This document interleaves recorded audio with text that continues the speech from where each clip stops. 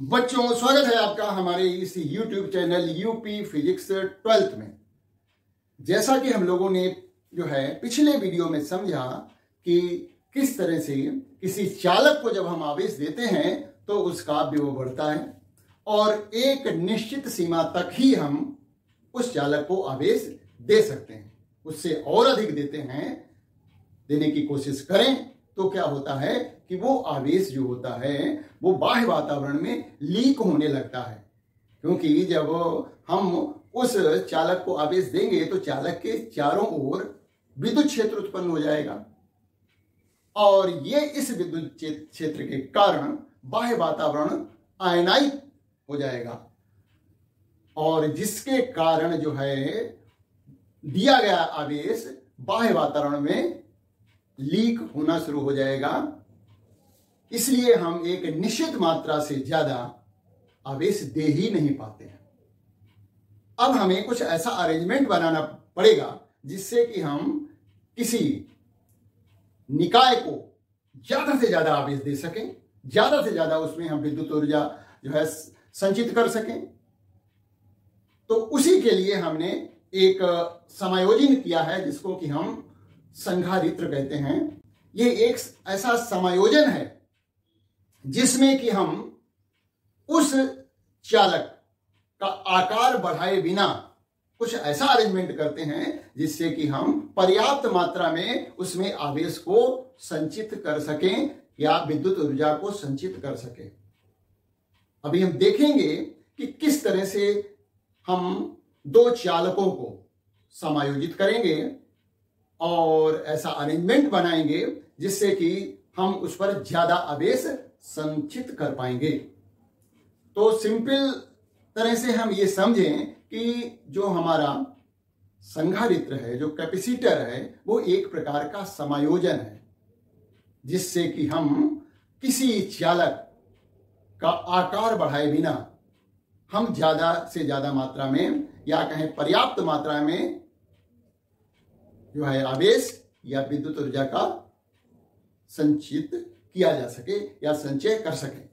तो देखिए, ये हम बात आकार की क्यों कह रहे हैं, क्योंकि हमने पिछले वीडियो में देखा था कि किसी गोलीय चालक की जो धारिता होती है, यानी आवेश धारण करने की जो क्षमता होती है, वो उसकी त्रिज्या पर निर्भर करती है। जितना ज्यादा त्रिज्या उतना ज्यादा हम आवेश उसको दे सकते हैं, क्योंकि उतनी ही ज्यादा उसकी धारिता होगी। किसी गोलीय चालक की धारिता के लिए क्या सूत्र आया था? सूत्र आया था C बराबर 4 पाई एप्सिलॉन नॉट। ये देखिए सूत्र आया था, C बराबर आया था 4 पाई एप्सिलॉन नॉट R। इससे क्या पता लगता है कि C अनुक्रमानुपाती है R के। गोला जितना ही बड़ा होगा उतना ही ज्यादा आवेश हम संचित कर पाएंगे, लेकिन अब कितना ज्यादा हम बढ़ाएंगे? अब एक निश्चित सीमा तक ही हम उससे बढ़ा ले सकते हैं। अब ये तो है नहीं कि कितना भी बढ़ाते चले जाओ, है ना। तो इसलिए हमें क्या करना पड़ता है कि एक विशेष प्रकार का समायोजन करना पड़ता है और जिससे कि हम कैपेसिटर बनाते हैं। देखिए, कैपेसिटर के लिए चिन्ह कैसे प्रयोग करेंगे। चित्र बनाने के लिए दो समांतर रेखाएं होंगी इस तरह से।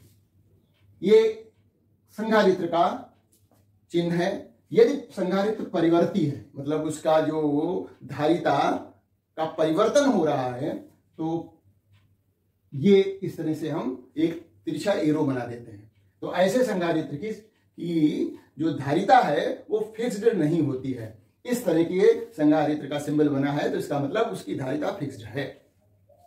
इसमें हमने लिख भी रखा है, ये एक ऐसा समायोजन है जिसमें किसी चालक के आकार में परिवर्तन किए बिना उस पर आवेश की पर्याप्त मात्रा संचित की जा सकती है।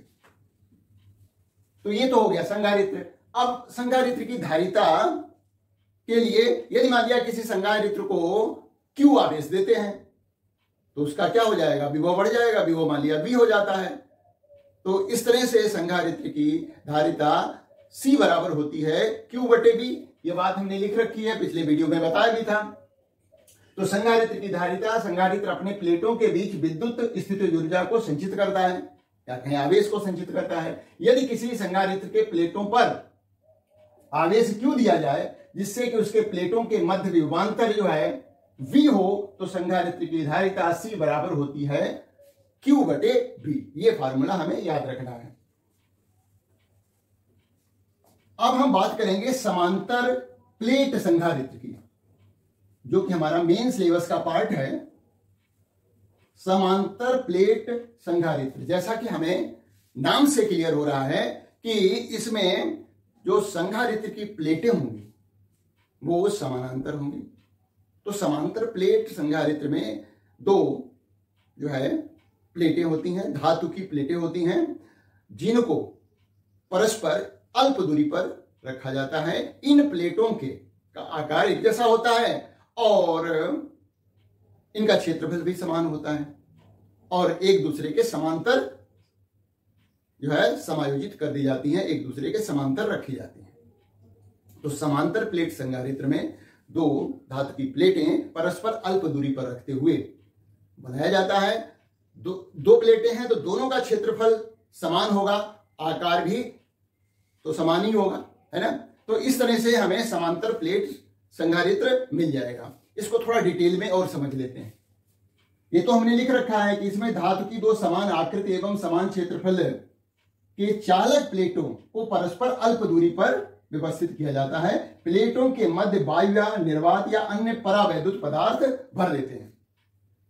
तो इसी बात को हमें समझना है। तो समांतर प्लेट संधारित्र में क्या होंगी, दो धातु की प्लेटें होंगी जिनकी आकृति और क्षेत्रफल समान होगा।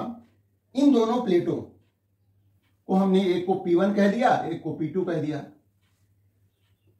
इन दोनों को अल्प दूरी मान लिया D पर हमने रख दिया। अब यदि हम प्लेट P1 को धनावेश देते हैं, प्लेट P1 को हमने धनावेशित किया,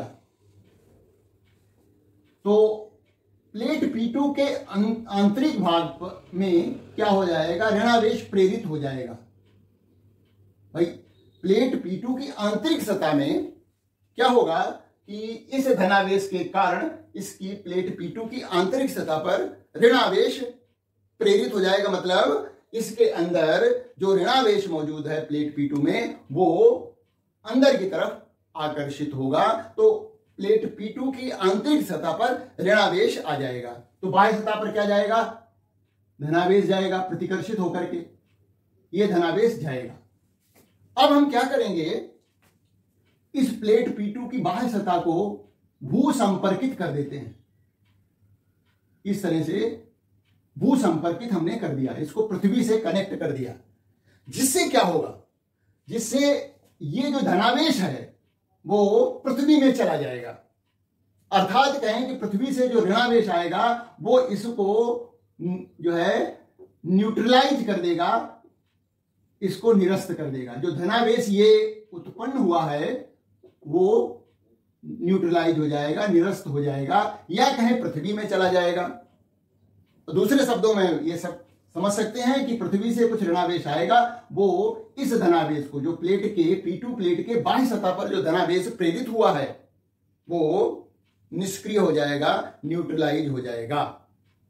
तो इस तरह से ये अरेंजमेंट बना। तो ये जो धनावेश है P1 पर और P2 के अंदर जो ऋणावेश है, ये कैसे आवेश हैं, बद्ध आवेश हैं। ये एक दूसरे के से आकर्षण से बंधे हुए हैं। जबकि हमने जो पहले धनावेश दिखाया था, ये धनावेश जो था वो फ्री था, बद्ध नहीं था, क्योंकि ये बाहर की सतह पर जो धनावेश प्रेरित हो रहा है वो क्यों हो रहा है, क्योंकि ये प्लेट हमने धनावेशित की। इस प्लेट धनावेशित प्लेट ने P2 प्लेट के अंदर की तरफ ऋणावेश को आकर्षित किया और धनावेश को प्रतिकर्षित कर लिया। तो ये धनावेश जो बाह्य प्लेट P2 की बाह्य सतह पर उत्पन्न हुआ है, ये जो है फ्री है, स्वतंत्र है। इसीलिए जैसे ही हमने इसको भू संपर्कित किया, ये तुरंत गायब हो गया, या कहें पृथ्वी में चला गया। तो ये धनावेश और ये धनावेश कैसे हैं, बद्ध आवेश हैं। बद्ध आवेश और फ्री आवेश, स्वतंत्र आवेश की बात समझ में आ गई होगी। ये जो है हमारा समांतर प्लेट संधारित्र बनकर के तैयार हो गया है। तो यहां पर लिख सकते हैं कि माना समांतर प्लेट संधारित्र की दो प्लेटें P1 तथा P2 हैं, जिनके प्रत्येक के क्षेत्रफल जिनका क्षेत्रफल A है, इसका भी क्षेत्रफल A है और इसका भी क्षेत्रफल A है। इन्हें परस्पर D दूरी पर रखा गया है। ये D दूरी जो है अल्प दूरी है। अल्प दूरी से हमें फायदा यह होता है कि P1 और P2 के बीच एक समान विद्युत क्षेत्र उत्पन्न होता है। अब विद्युत क्षेत्र की दिशा क्या होगी? धनात्मक प्लेट से ऋणात्मक प्लेट की तरफ ये विद्युत क्षेत्र की दिशा होगी। ये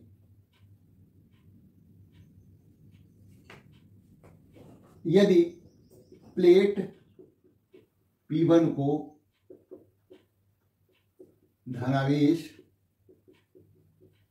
धनावेशित किया जाता है तो प्लेट P2 की आंतरिक सतह पर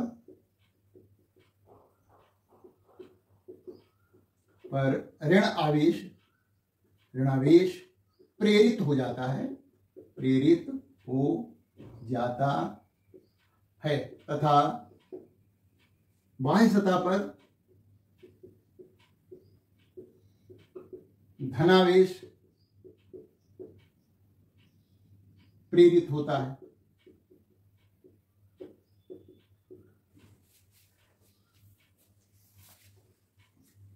बाह्य सतह पर धनावेश प्रेरित हो गया। अब क्या होगा? यदि प्लेट P2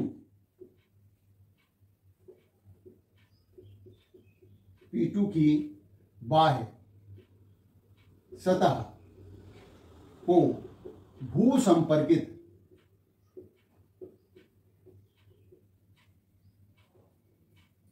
कर दिया जाए तो इसकी बाह्य सतह का धनावेश पृथ्वी में चला जाता है।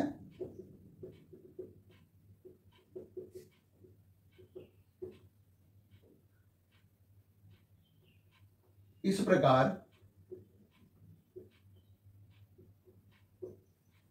P1 का धनावेश तथा P2 का ऋणावेश एक दूसरे से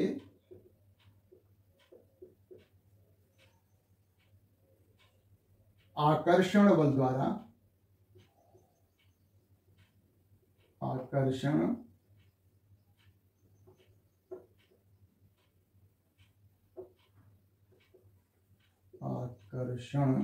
बल द्वारा बद्ध रहता है।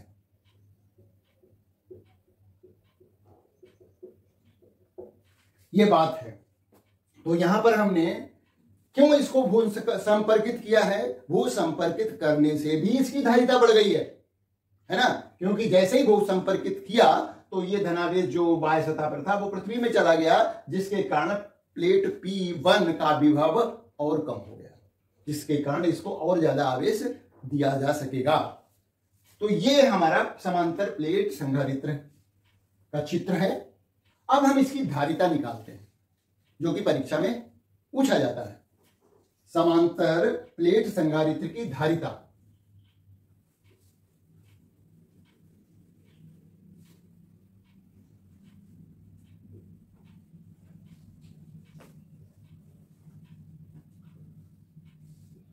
समांतर प्लेट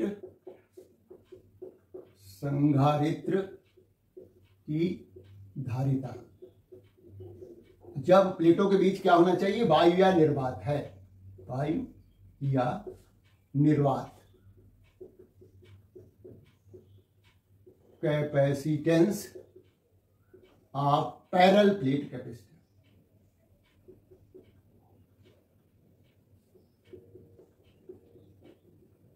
चित्र हम बनाते हैं इसमें, परीक्षा में जब आता है तो क्या करते हैं? चित्र बनाते हैं। P1 लिखा, P2 लिखा, इसको धनावेशित दिखाते हैं, इसको ऋणावेशित दिखाते हैं, इनके बीच की दूरी d दिखा देते हैं और इसको भू संपर्कित दिखा देते हैं। अब यहां पर लिखेंगे, माना प्लेट संधारित्र की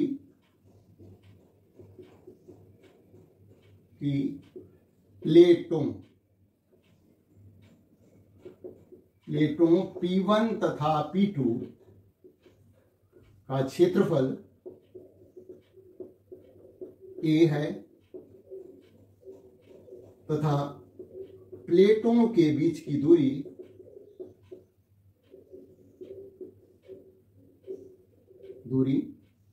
D है। प्लेट P1 को आवेश Q देने पर प्लेट P2 पर -Q आवेश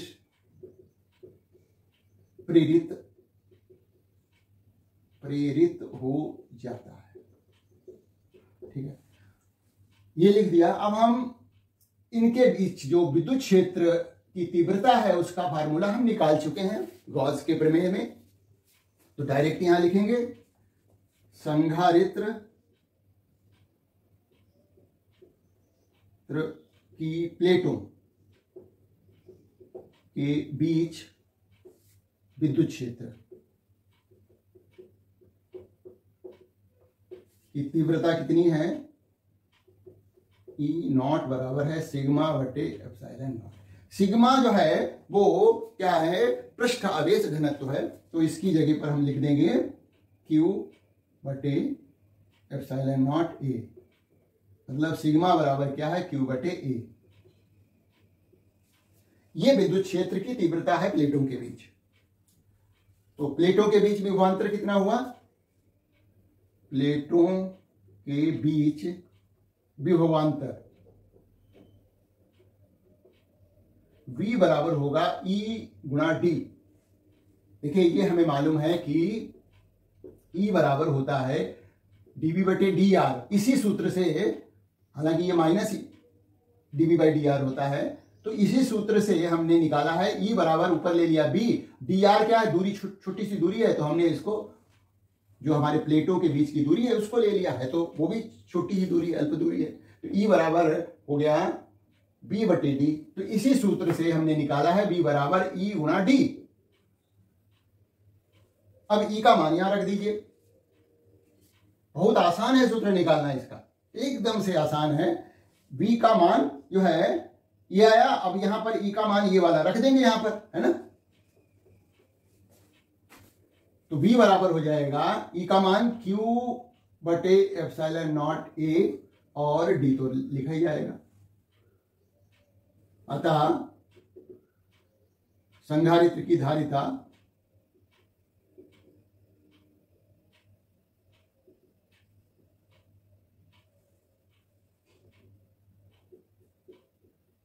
C बराबर होता है Q बटे B।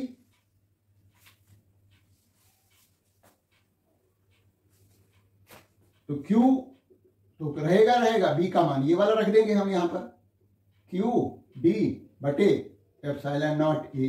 तो ये देखिए, Q से Q कट जाएगा, ये ऊपर चला जाएगा एप्सिलॉन नॉट A, तो ये हो जाएगा epsilon not A by D। और इसको हम C न लिख करके C0 लिख दे तो ज्यादा बेटर है, C0, क्योंकि यहां पर प्लेटों के बीच वायु या निर्वात रखा गया है। तो संधारित्र की धारिता का सूत्र आ गया C0 बराबर epsilon not A by D. ये फॉर्मूला हो गया जब इस संधारित्र की प्लेटों के बीच वायवीय निर्वात है। अब यहीं पर हम यदि लिख दें, यदि प्लेटों के बीच किसी परावैद्युत पदार्थ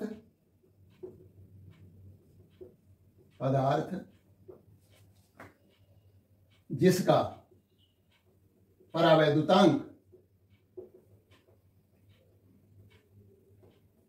K है,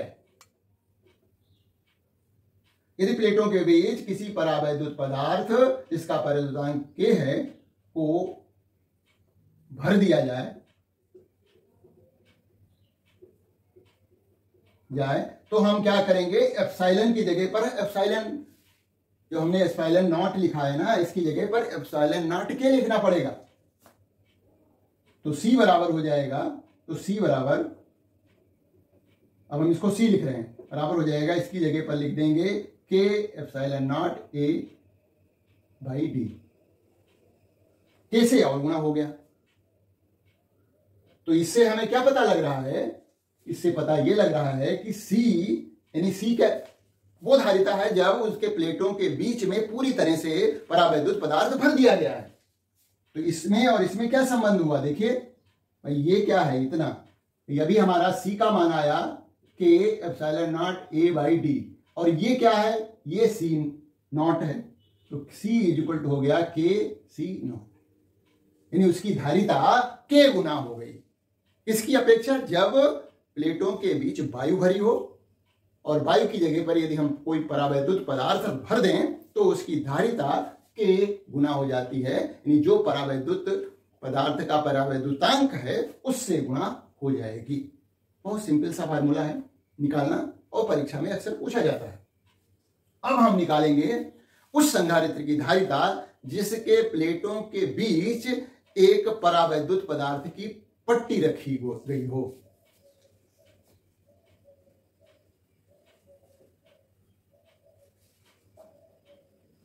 देखिए, हमने समांतर प्लेट संधारित्र की धारिता जब इसके प्लेटों के बीच परावैद्युत पदार्थ की पट्टी रखी हो।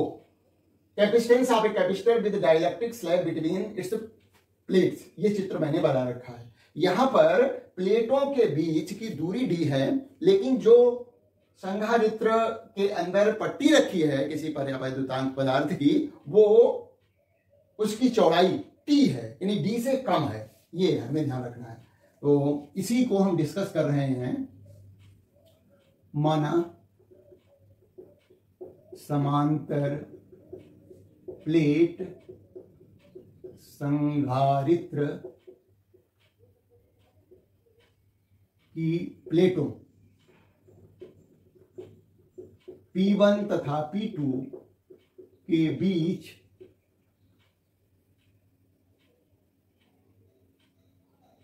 की दूरी d है तथा प्लेटों का क्षेत्रफल a है। प्लेटों के बीच t मोटाई की एक परावैद्युत पदार्थ, जैसे कि मोम है, कांच है, टी मोटाई की एक परावैद्युत पदार्थ मोम या कांच की एक पट्टी रखी है गई है। यहां पर जो टी है, वो टी की मोटाई जो है वो प्लेटों के बीच की दूरी से कम है। यहां पर इस पर आवेश Q है, तो इस पर माइनस Q होगा, है ना। प्लेटों P1 तथा P2 पर आवेश क्रमशः प्लस Q तथा -q है। अब हमें क्या करना, देखिए तरीका वही है। क्या है तरीका कि हम पहले प्लेटों के बीच विद्युत क्षेत्र की बात करेंगे और फिर विभवांतर निकालेंगे प्लेटों के बीच और फिर धारिता निकाल देंगे। 3 स्टेप हैं। तो सबसे पहले हम प्लेटों के बीच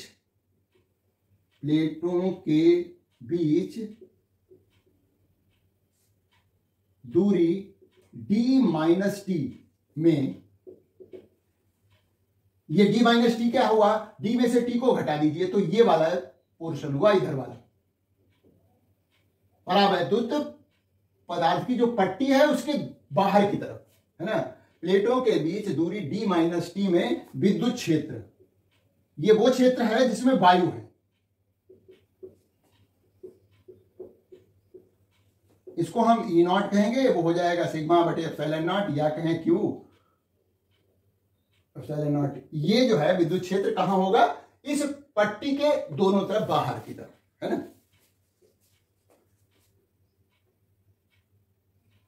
परावैद्युत पदार्थ के अंदर विद्युत क्षेत्र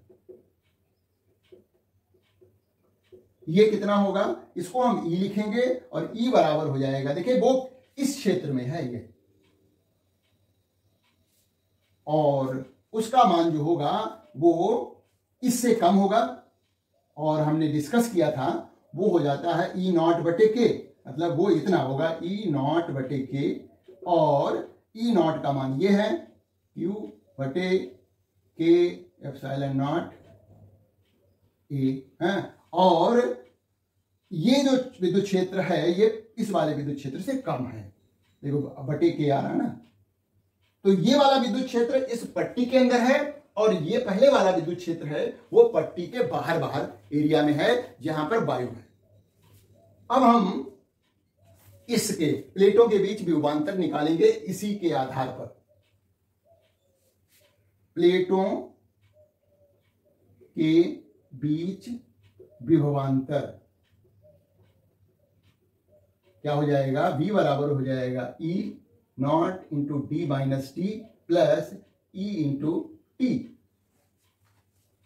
ये फार्मूला कौन सा लग रहा है, E बराबर B/d, तो V बराबर E इंटू d होता है। इसी फार्मूले को लगा रहे हैं फिर से, है ना। तो E0 जो विद्युत क्षेत्र है वो d-t एरिया में है, और ये जो विद्युत क्षेत्र है वो T थिकनेस के परावैद्युतांक पट्टी के अंदर है। अब इसमें E का मान और E0 का मान हम रख देते हैं।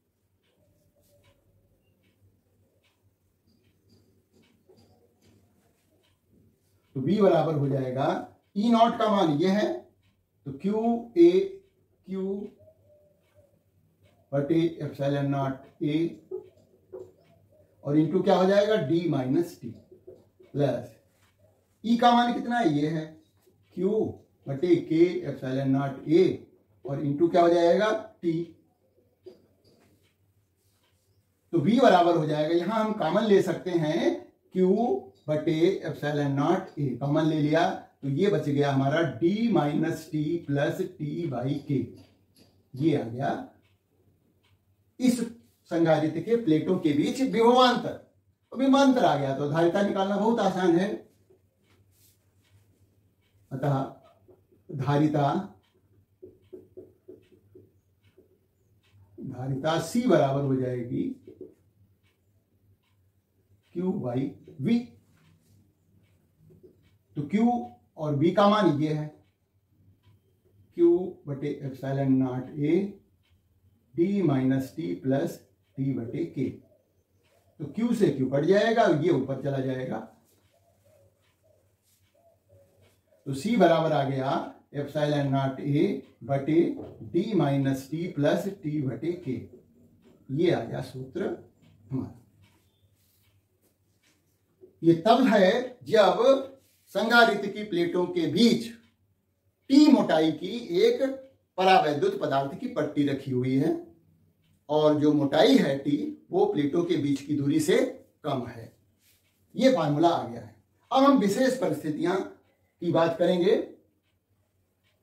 और लेंगे कि पूरे क्षेत्र में, अभी तो हमने टी मोटाई की ही पट्टी रखी हुई है, तो पहली कंडीशन लेंगे कि पूरे क्षेत्र में यदि परावैद्युत पदार्थ भर दिया जाए तो उसकी धारिता क्या होगी। विशेष परिस्थितियां,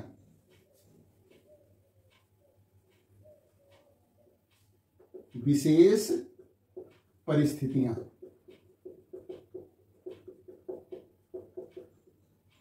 नंबर 1, यदि प्लेटों के बीच पूरे क्षेत्र में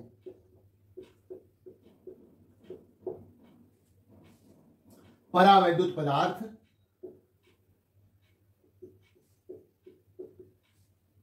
भरा हो और जिसका परावैद्युतांक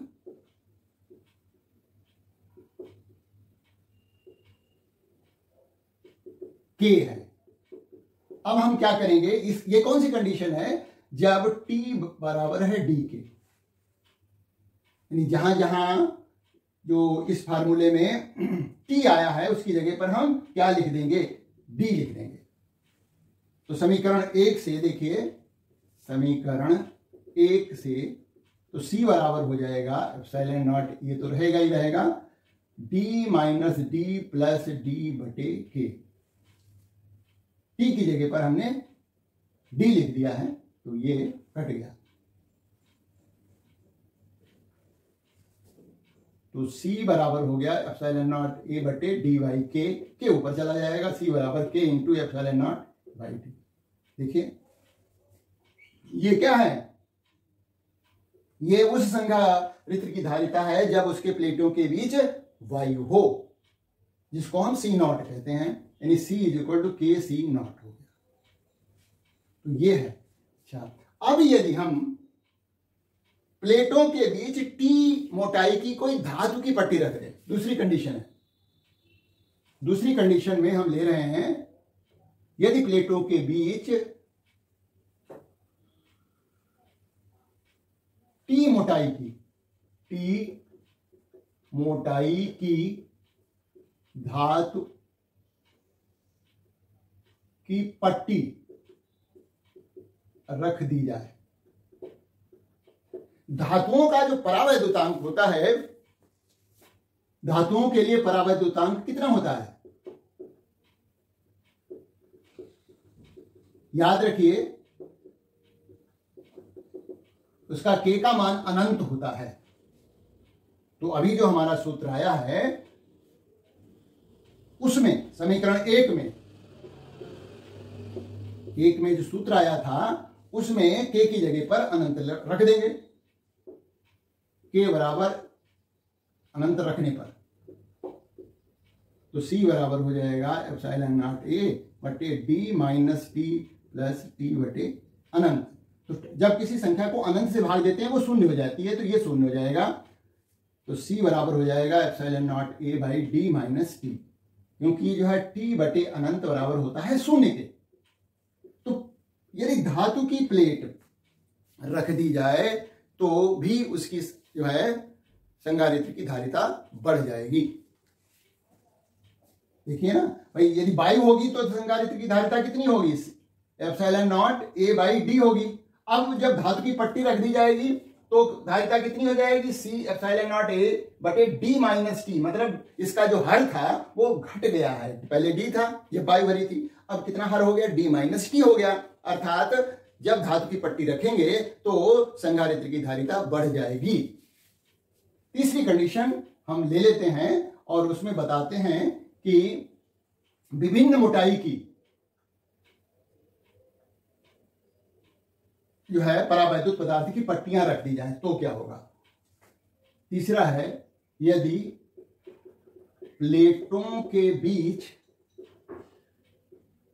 K1 K2 Kn परावैद्युतांक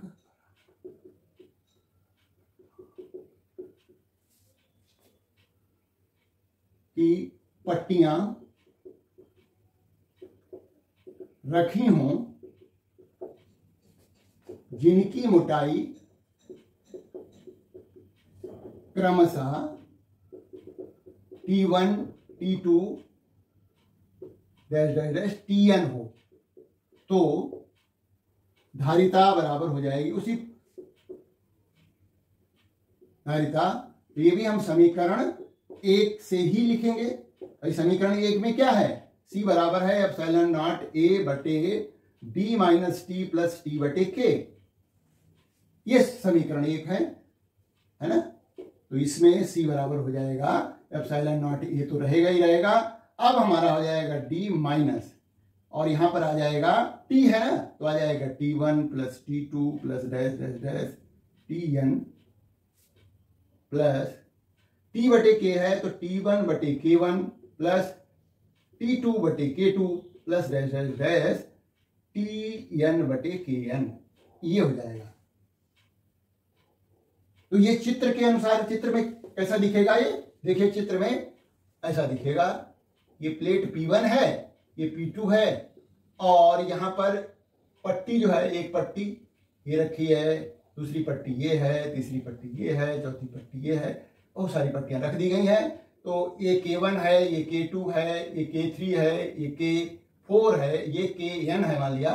और इनकी मोटाई जो है T1 है, T2 है, T3 है और ये Tn है और बीच की दूरी D है। तो इस तरह से चित्र बनाकर भी पूछा जा सकता है। भाई दो पट्टियां रख दी जाएं जिनके परावैद्युतांक K1 K2 हैं, तो यहां पर उसके अनुसार फार्मूला हो जाएगा, है ना। अच्छा, यदि मान लिया ये पट्टियां पूरी तरह से भर दी जाए, ये तो ये पार्ट हो गया, इन्हीं पट्टियों से पूरा क्षेत्र भर दिया जाए तो क्या हो जाएगा, यदि पट्टियां पूरे स्थान में रखी हूं तो C बराबर हो जाएगा एप्सिलॉन नॉट A बटे, अब देखिए ये जो है D माइनस D हो जाएगा क्योंकि पूरे क्षेत्र में अब पट्टियां रख दी गई हैं। तो D minus D, T1 plus T2 plus Tn मिलकर के क्या हो जाएगा, D के बराबर हो जाएगा। तो ये चीज कट जाएगी और हमारा नीचे आ जाएगा T1 बटे K1 प्लस T2 बटे K2 plus dash dash dash Tn बटे Kn।